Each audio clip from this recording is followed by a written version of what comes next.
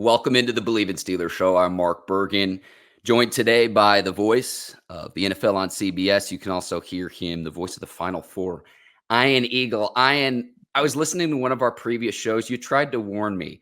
Ike and I were in Indianapolis for the NFL Combine. You tried to warn me about the shrimp cocktail at St. Elmo Steakhouse. But welcome into Believe in Steelers. It's good to see you.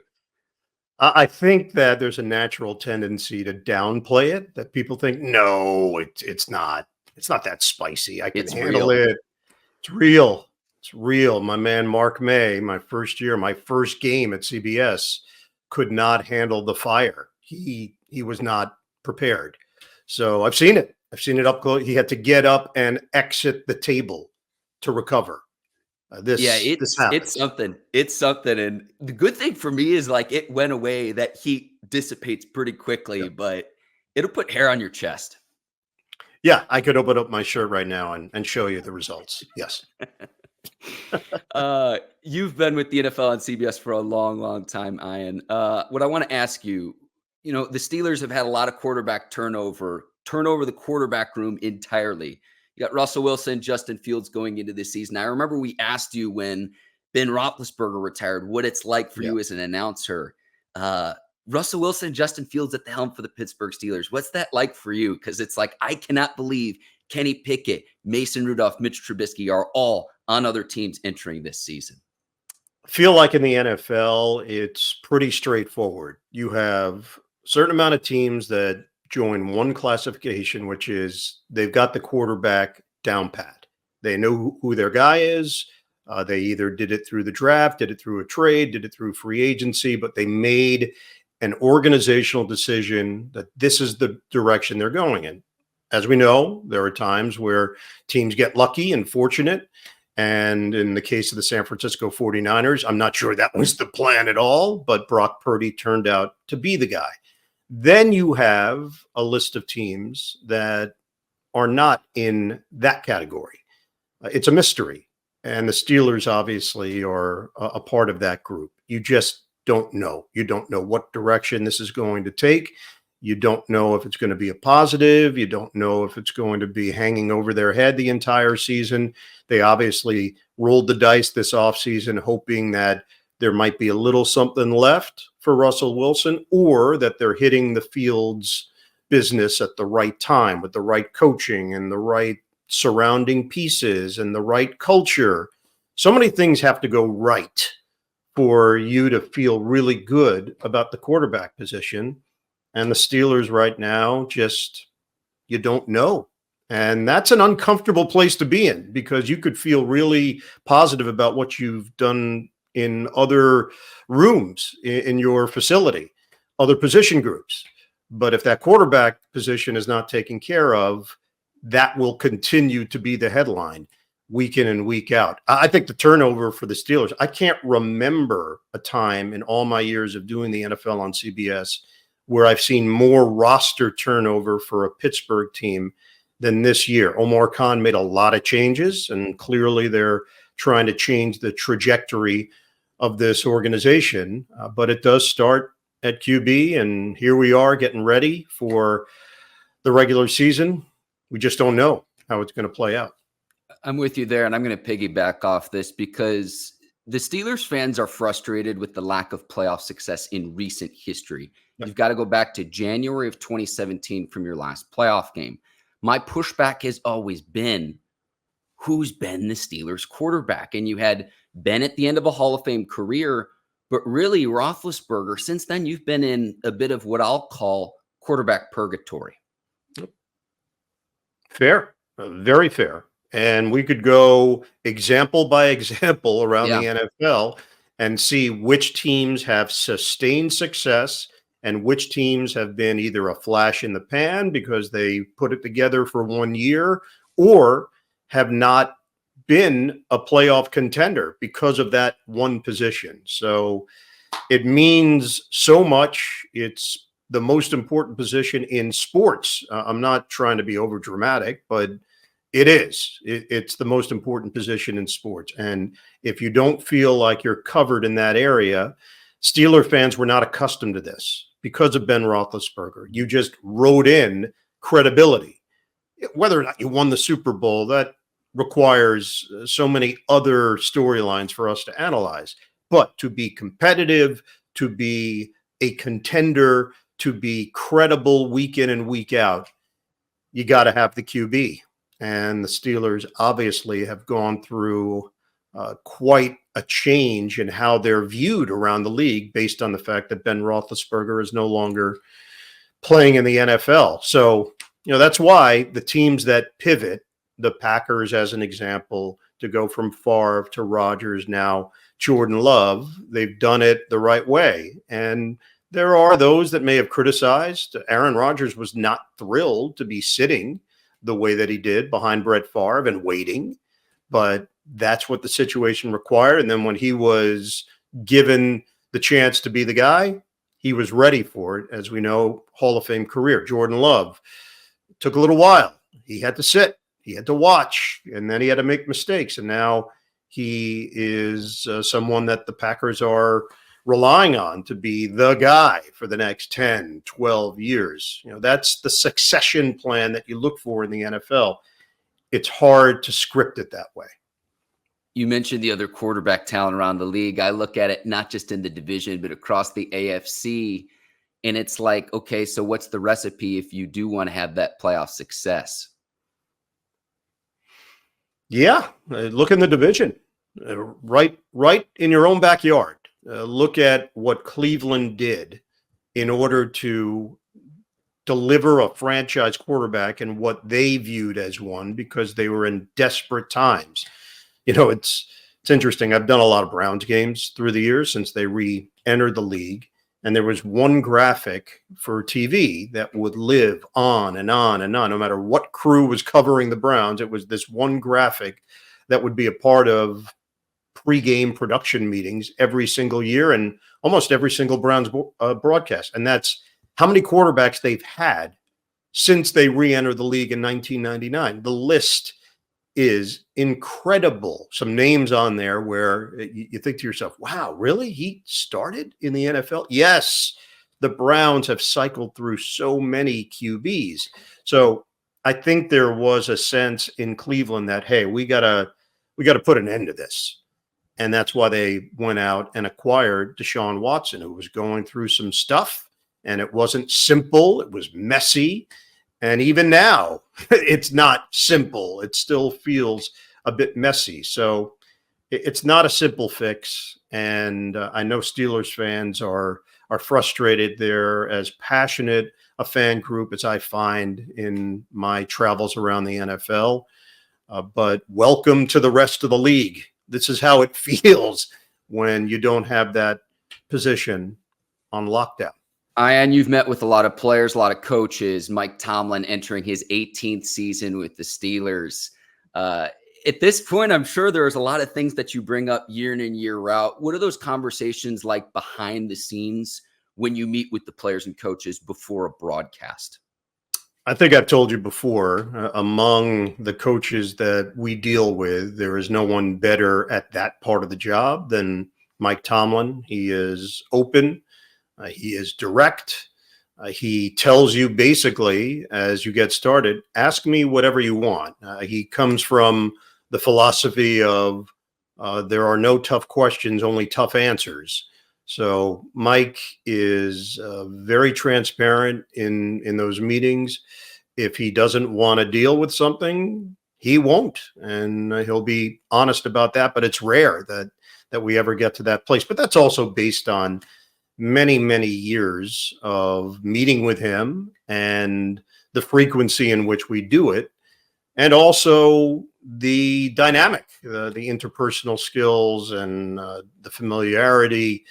The fact of the matter is there is a trust factor that comes into those meetings for players and for coaches. If they see broadcasters over and over again, I do think there's a comfort level that comes with that. Or there's maybe an experience or interaction or moment that takes the relationship in a different direction, sometimes not in a positive way if things are perceived in a certain manner. Or what ends up happening, which I've noticed, is it's almost like a game of telephone. Oftentimes the players don't watch the game with the sound on after the fact, but family members do and friends do, and they'll get a text that night or the next day detailing how somebody took a shot at them or something was misperceived. So we've dealt with those. It's all part of the deal. Obviously, you've been doing this job a long time, and your credibility means a lot, and your reputation means a great deal when you're working these games. For Mike Tomlin, no topic is off limits. He's someone that is very much an open book in those sit-down production meetings. Yeah, absolutely. Absolutely. And he's got a new offensive coordinator in Arthur Smith coming over for the Falcons. Obviously, a lot of experience as the offensive coordinator in Tennessee. What do you expect his role to be with the Steelers in trying to get this offense back right for the 2024 season? Expect a lot of play action more than anything else. Look at what Atlanta did in that category compared to what Pittsburgh had been doing under Matt Canada. That is an area where I believe Arthur Smith thinks the offense should start, where you're not giving anything away. There are options off the line of scrimmage, and you're forcing the defense to make some decisions early, so you can potentially take advantage of whether it's timing, matchup. Look, we don't know exactly who's going to be running the offense, and they bring different things to the table. Russell Wilson last year, if you look at the numbers for Russell, he really did listen to Sean Payton. He did limit his mistakes. He had some large mistakes at times and at bad moments in games, but the numbers would tell you that he did listen to what Sean Payton was preaching. It just didn't translate into consistent wins. And then look, the dynamic part of what Russell brought to the field for so many years as a member of the Seahawks, it just wasn't quite there. Everything was off just a beat. So when he used to be able to avoid, escape, and make something happen, now you would see maybe the avoid, but not quite the escape, or the avoid, the escape, and then an incomplete pass down the field, or a bounce towards a receiver as opposed to a clean connection. For Fields, called a few of his games. There are dynamic moments. There's no denying the highlight because he can create that real game in and game out. The questions with Fields have been, in the big moment, will he deliver? Will he deliver the game-winning play? Will he manage and command the offense? And we just don't know that. Even after all his time in Chicago, we can't answer that question yet. The early answers have been no. But it doesn't mean in the right system, with the right players and the right coaching, the right culture, that can't turn around. We've seen many impressive second acts in the NFL. There's no doubting his raw talent and ability. And now it's a question of putting it all together and doing it in a way that leads to winning football. You mentioned the play action pass in the very first preseason game, probably the Steelers' best offensive play. It's a play action from Fields to Van Jefferson down the field. And I'm looking at this, I'm like, where has this been with this offense for several years now? And that's where, when going back to last year, you fire Matt Canada midseason. Well, the Steelers hadn't fired a coordinator or a head coach since 1941 midseason. You got to go back to the World War II era. Yeah, that was building, as we know, not just last year, but in previous seasons as well. You know, sometimes it's just not the right fit. And I think based on so many circumstances, the end of Ben Roethlisberger's career, the ushering in of a new era, the fact that the quarterback position was still very much a work in progress, it didn't feel like a good fit with Pickett, with Canada, with the system, with trust. The defense had certainly done a good enough job for this team to continue to be in the playoff mix. The fact that this team was still finishing with the record that they finished with is often something that we discuss in regards to Mike Tomlin, that even in the adverse circumstances that he finds ways to win, but it wasn't translating into being a real honest contender in the AFC. And that's ultimately what your goal is. To be middle of the pack in professional sports means that you're not doing enough to actually contend, and you're not doing enough to get a really good draft pick. So you're just stuck in the middle. And that's what it's felt like for the Pittsburgh Steelers in the last several years. So the hope is that a new philosophy offensively, Arthur Smith did do terrific things in Tennessee. There were moments in Atlanta as the head coach. There's no doubt he's got a creative offensive mind. He's going to go at it from a different angle than when Matt Canada was doing. And we have to also keep in mind, this is for the good and the bad, by the way. Preseason, we can overreact in a positive manner. When you've got a couple of starters in there going against the opponent's number 2 defensive players or vice versa. Mm-hmm. And then you can react in a negative manner where you don't really get a whole lot going. Meanwhile, most teams are going as vanilla as possible. They want nothing on tape to give anything away for that regular season opener. That's what all of this is leading to. Winning your first week, not winning your first, second, or third preseason game. So I've learned a long time ago not to necessarily take what we're seeing in the preseason and automatically assume it's going to spill over into the regular season. That's for the plus side, and that's for the negative side. So if there's any solace that Steelers fans can take out of this preseason, is that one may have absolutely nothing to do with the other. It's like a war reenactment. And I stole this analogy from my guy, Dave Damashek. It looks like the real thing. It feels like the real thing. It is not the real thing. No. And it's by design in many ways. And there's a reason why I think the NFL is seriously pondering changing up the scheduling, going to 18 regular season games, 2 preseason games. We just feel this major shift in the preseason of most coaches, and it's a generational thing. Just because you did something in the 70s or the 80s or the 90s or the aughts doesn't mean that you're going to do it the same way in modern times. But the shift is real, where those joint practices have taken on a much larger scope of importance than the preseason games. And for the NFL, which prides itself on the games meaning so much, every regular season game takes on so much meaning and importance because of where it fits into the grand scheme of the regular season and the playoff picture. To have these preseason games that don't have that same general vibe and feeling is something the NFL is trying to address. It's not a simple solution.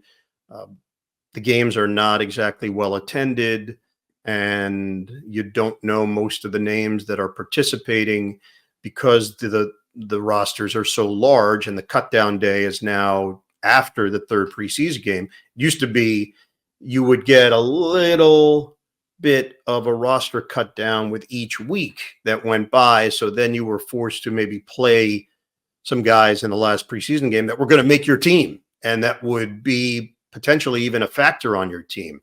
And now that's not the case. You're going to see a lot of second, third, fourth stringers on that third preseason game. So yes, it looks like it. It sounds like it. It feels like it a little bit, but it isn't quite it. Yeah, I'm with you there. And it's an inevitability that it moves to 18 games, Ian. Here's my thought process, right? Like, I look at Nielsen ratings, and we've had Lee Steinberg, the legendary agent, represents Patrick Mahomes on.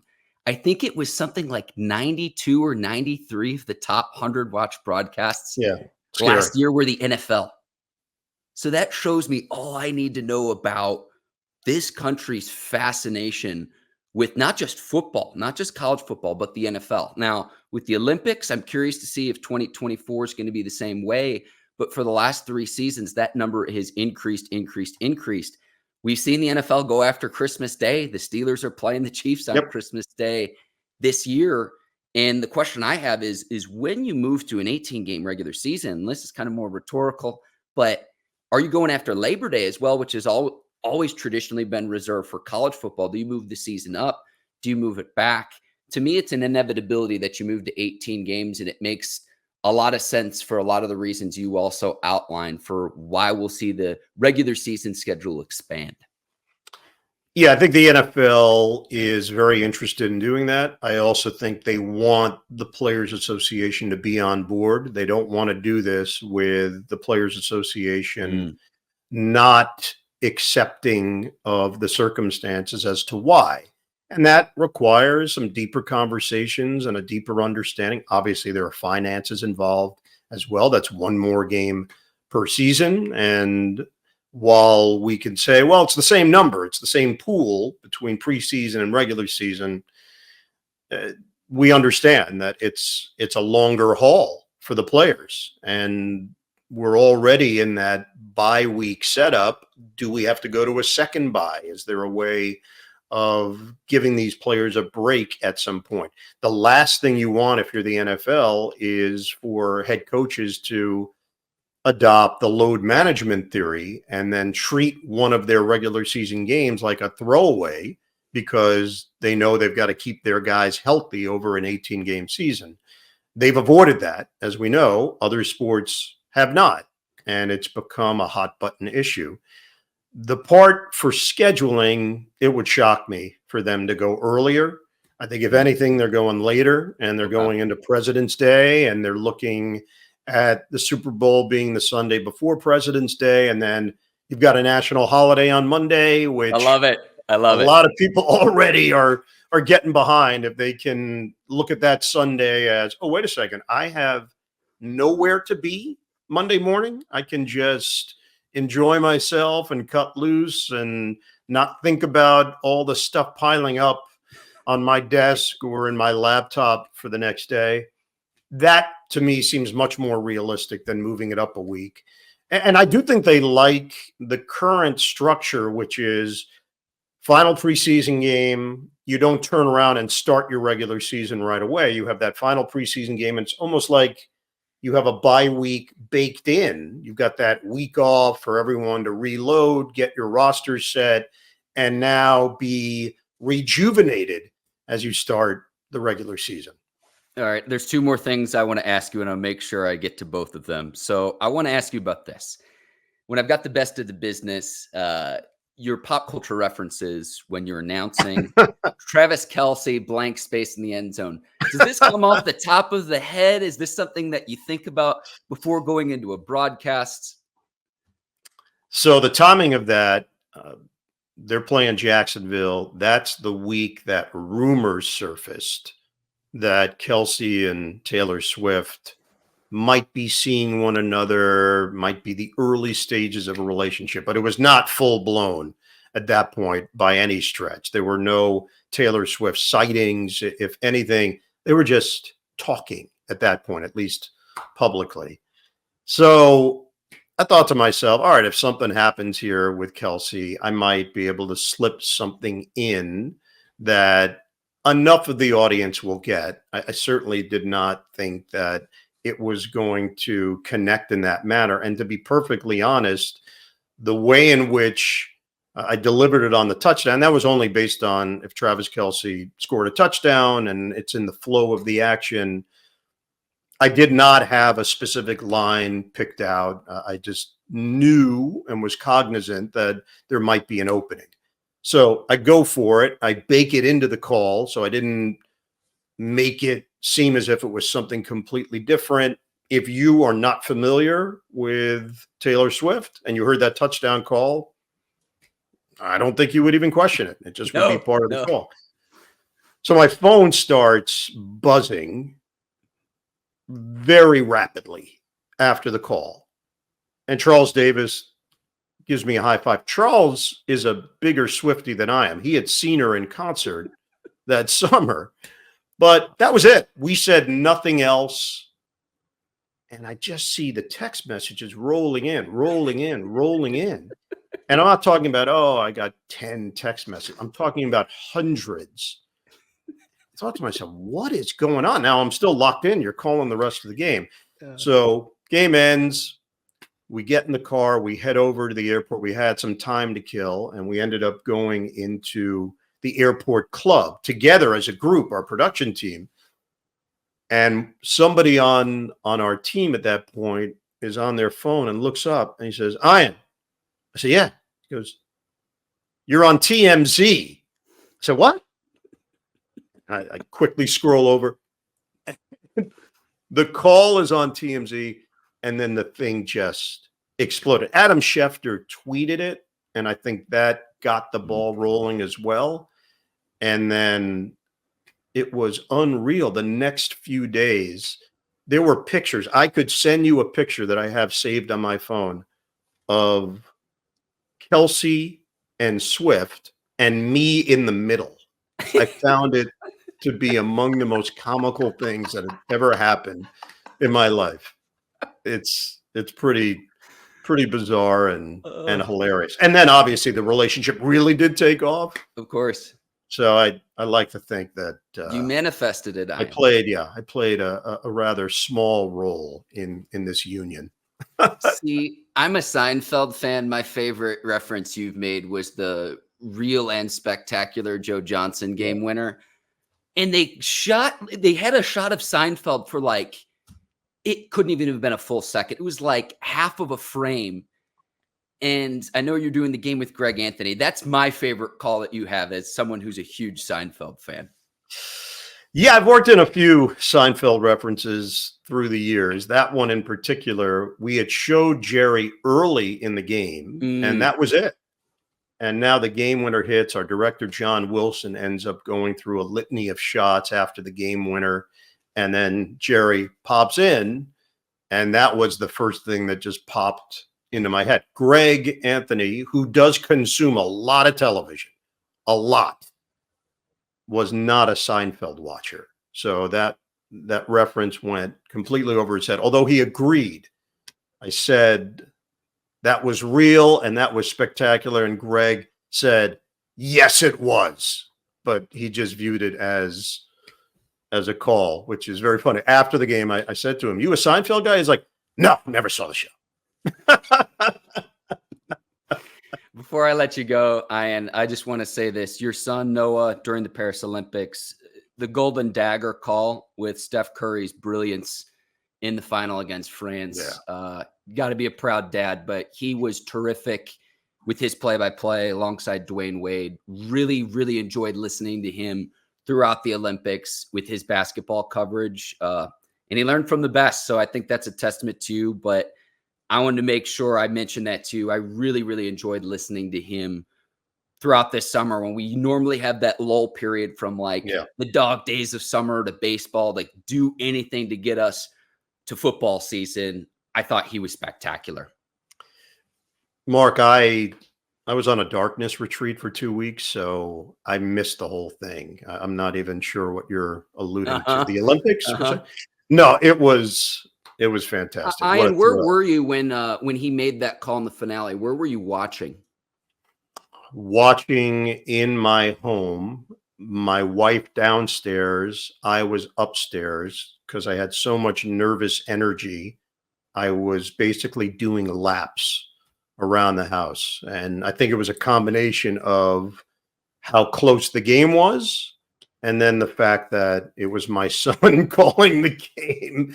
And I don't get nervous for me. I've done this so long now. I have anticipation when I do these games as a broadcaster, and you've put in all this work and you've put on all this time and effort and you want to deliver and you want to do well in your job. But I can't say that I have nervousness on a personal level. There's nervousness as a parent because I have no say on that. It's whatever comes out of his mouth in the moment. So yeah, really proud. It was thrilling for our family, and my wife and I I don't know, looked at each other 100 times over the course of the 2 weeks when Noah was calling men's and women's action, and thought to ourselves, like, how did this possibly happen? A lot of pride. We obviously changed this guy's diapers quite a bit as recently as 2 weeks ago. That's what makes it so troubling. That's Ian Eagle. You can hear him, the NFL on CBS this fall. Ian, I hope the burner's still going strong. Oh yeah, I'm locked in, ready for the season. I know this is normally my rite of passage when you and I speak. I believe it's 4 years in a row now that the summer is officially over. The fall is here, and that means football season, and hopefully that means a few games in Pittsburgh, where I always enjoy my time. So all the best, Mark. Appreciate it. Ian, thank you for your time today. He's Ian Eagle. I'm Mark Bergen. Thanks for watching another edition of the Believe in Steelers show. I'll see you later this week previewing Steelers and Lions preseason finale. Until then, take care. So long, everybody.